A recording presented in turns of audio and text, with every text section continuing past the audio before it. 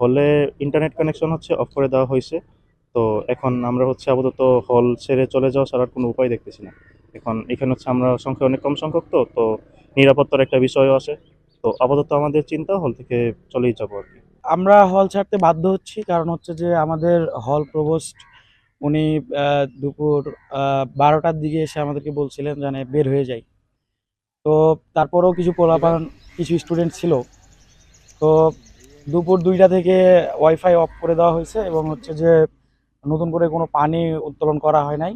আর পানি মেবি আর উত্তোলন করা হবে না। সো আমরা আহ, যদি কোনো ফ্যাসিলিটিস না পাই তাহলে তো আর থাকা পসিবল হচ্ছে না, এই কারণেই চলে যাচ্ছে।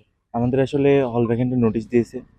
এরপরে আমরা কেউ যাইতে চাই নাই, বাট এখন আমাদের যেতে বাধ্য করা হচ্ছে, কারণ আমাদের ওয়াইফাই অফ করে দেওয়া হচ্ছে। অনেক হলে পানি দেওয়া হচ্ছে না, রিজার্ভ পানি নিয়েই অনেকে চলতেছে। এখন আমরা চলে যেতে বাধ্য হচ্ছি, কারণ এখানে আর পরিস্থিতি স্বাভাবিক থাকতেছে না।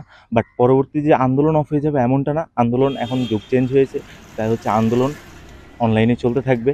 পরবর্তীতে যখন ঈদের ছুটির পরে, অ্যাকচুয়ালি মানে ঈদ শেষে আবার সবাই ব্যাক করবে, আবার আমরা নিজ নিজ গন্তব্যে ফিরে আবার আন্দোলন জারি রাখবো।